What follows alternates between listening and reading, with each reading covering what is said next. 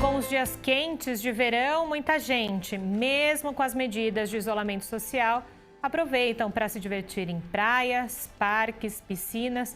Mas quais os riscos em relação à contaminação pela Covid-19 nesses ambientes, Jeremias? Pois é, quem responde para a gente é o médico infectologista Jamal Suleiman, do Hospital Emílio Ribas, o hospital que é referência em doenças infectocontagiosas.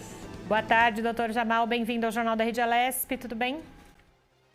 Tudo bem, você, Julie? Boa tarde para você, Jeremias. Boa tarde aos ouvintes e telespectadores.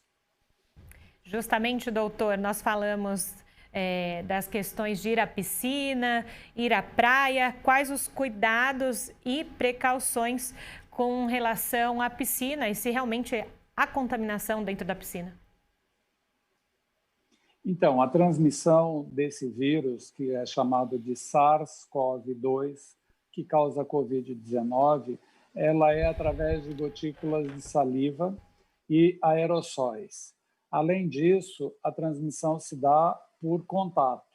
Então, se você cumprimentar alguém que tenha, em algum momento, passado a mão sobre a sua boca, sobre o seu nariz ou sobre os seus olhos, e essa pessoa for portadora, então, nesse contato interpessoal, a transmissão ocorre. Não há transmissão por água, isso não ocorre. O que a gente tem que considerar é que dentro de uma piscina, se houver interação entre duas pessoas, essa proximidade sem métodos de barreira, sem uma máscara, ela pode ocorrer. Então, uma conversa dentro de uma piscina, sim. Pela água da piscina, não. Não é assim que a doença se transmite.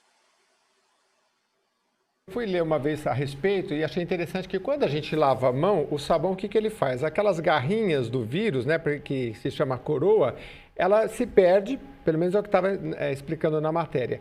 E aí ela não se apega tanto na mão e o sabão consegue fazer com que o vírus saia da gente. Só que é interessante porque se você passar só água, então você não está higienizando bem a sua mão. Tem que ser com sabão para tirar aquela coroa, né? Mas pela água, o senhor está dizendo, então, que não se contagia. Agora, lógico, todos os outros cuidados, você sentar no mesmo local que a outra pessoa sentou, isso aí ainda é preciso o distanciamento, as regras de higienização.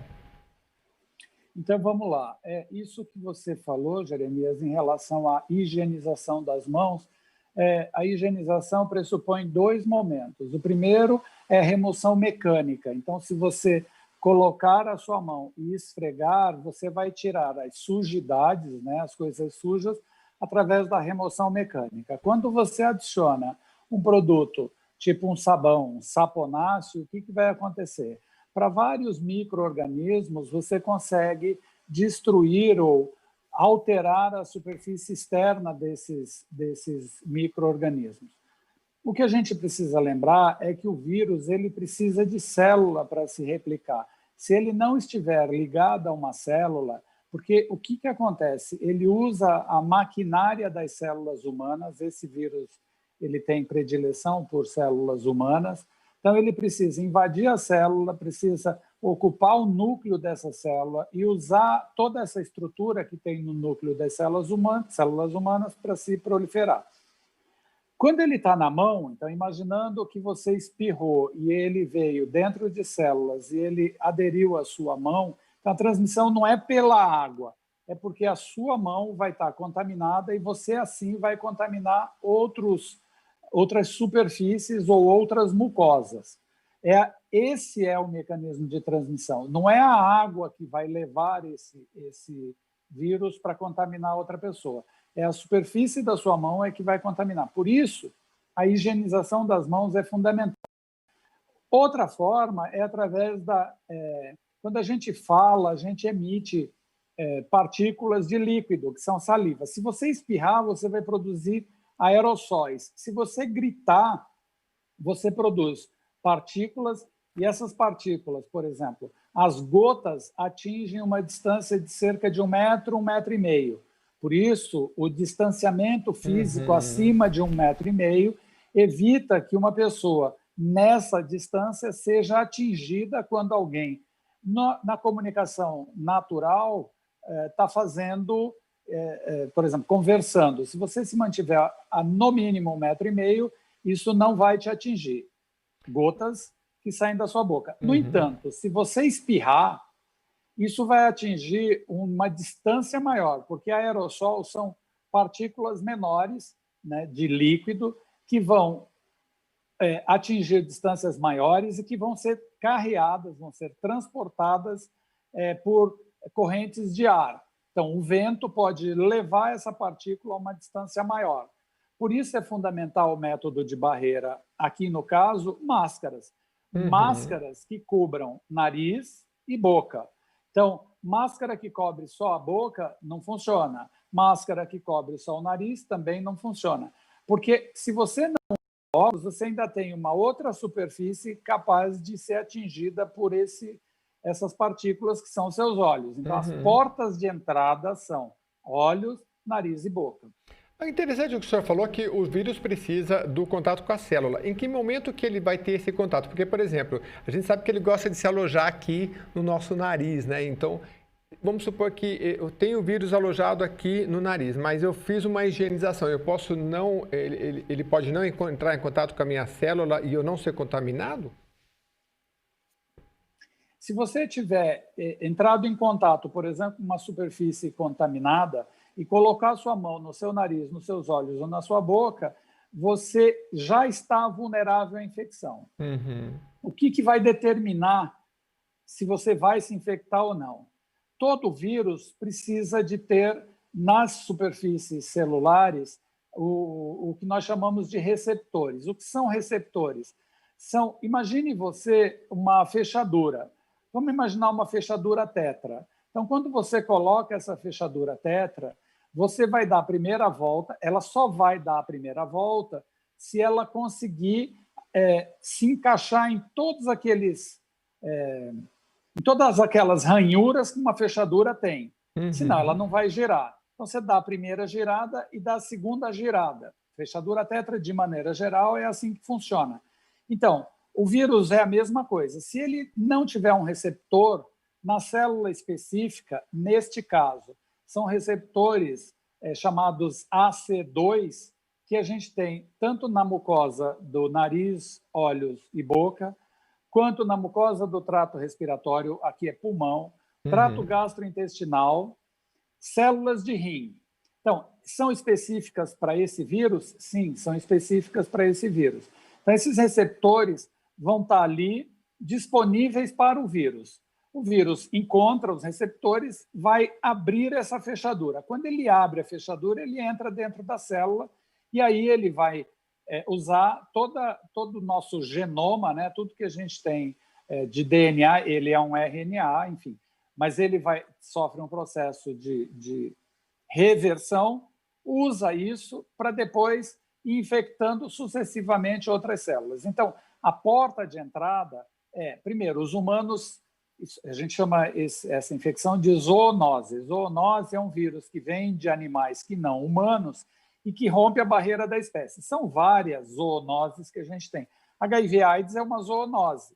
Então, partindo de símios, de primatas que não são humanos, rompe a barreira da espécie e vai infectar humanos. O mecanismo de transmissão, obviamente, é diferente, mas só para a gente entender o que significa uma zoonose.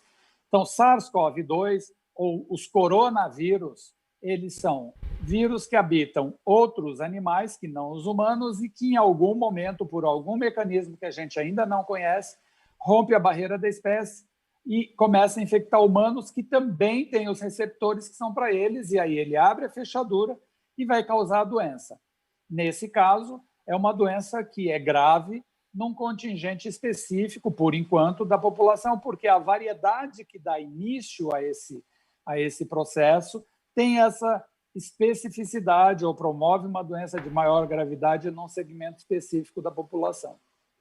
Doutor Jamal, aproveitando então para a gente dar alguns exemplos práticos, a gente está falando de verão e falamos de praias e piscina, para a gente entender. Quem vai à praia e vai ao banho de mar, sem a máscara, mas longe de outras pessoas ou em algumas praias que não tenham tantas pessoas.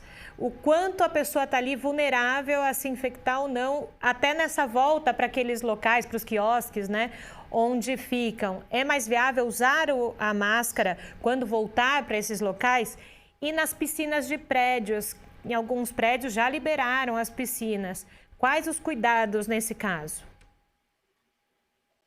Então, no caso do mar, entrar no mar, se você mantiver distância de outras pessoas ou não tiver nenhuma interação com essas pessoas, não há risco no momento do banho de mar. O problema aqui é que, primeiro, a máscara, quando você sai, ela precisa estar seca, porque todos os ensaios em relação à proteção da máscara são feitos com máscaras secas. Tanto isso é verdade que a gente recomenda, depois de um certo tempo, principalmente as máscaras domésticas, em média 2 horas, 3 horas, você troque essa máscara, porque ela vai estar molhada pela respiração, e isso deve reduzir a sua proteção. Então, esse é o primeiro ponto. Quando você sai do banho de mar e vai em direção ao seu espaço, é fundamental que, de novo, você não interaja com ninguém e que você nem abra a boca, nem cante, nem assovie, nem espirre. Então, se você for garantir o mínimo de segurança para você não ficar vulnerável, é fundamental que você faça isso. Quando você chega no seu espaço, você coloca imediatamente a máscara e aí sim você pode conversar com outras pessoas mantendo um distanciamento físico. Você lembrou bem, Julie, a questão da interação com barracas de praia, né? Eu sempre digo que quem vai à praia, de maneira geral, interage ou com vendedor de qualquer coisa, né, que as praias têm, ou com as barraquinhas de praia. Então, por exemplo, se você vai consumir alimento, não tem jeito de consumir alimento sem máscara. Melhor, de máscara, você vai ter que tirar a máscara. Então, esse é um momento de risco. Ok, você vai fazer essa estratégia, você volta para a sua barraca, ou para a sua esteira, ou para o seu guarda-sol, enfim, o que seja, e aí sim você tira a máscara, evita conversar com qualquer pessoa, porque todo esse processo de interação sem máscara vai ser sempre um risco. Tudo isso para dizer o seguinte, quando a gente está dizendo use máscara, a função dela é minimizar o risco de transmissão da Covid. Sem máscara, o risco é elevado à enésima potência. Com máscara, você minimiza o risco. Acaba o risco? Claro que não. Tem outras variáveis que vão estar postas aí. Então, se você espirrar numa máscara, esses aerossóis têm risco sim, porque ela não tem uma proteção, por exemplo, que a N95 promove, que é diminuir em 95% a chance dessas partículas de aerossol atravessarem esse método de barreira e atingir outras pessoas. Vejam, não existe máscara N100, existe máscara para uso rotineiro N95. Então, essas já tem esse número, inclusive, porque estabelece esse nível de proteção. A máscara doméstica, ela tem a função de minimizar o risco, desde que articulada com outras estratégias. Ela sozinha não vai te dar a garantia máxima, que é o que a gente espera. Doutor Jamal, muito obrigado pela sua participação aqui no Jornal da Rede Alesp. Obrigado, bom trabalho para vocês. Conversamos com o Jamal Suleiman, infectologista, que esclareceu aí para a gente questões relacionadas a esse tempo de verão, né? O pessoal está descendo... Não é que está descendo, mas assim, muitas pessoas aproveitam para ir para a piscina, tomar uma água, e aí é preciso tomar todos esses cuidados.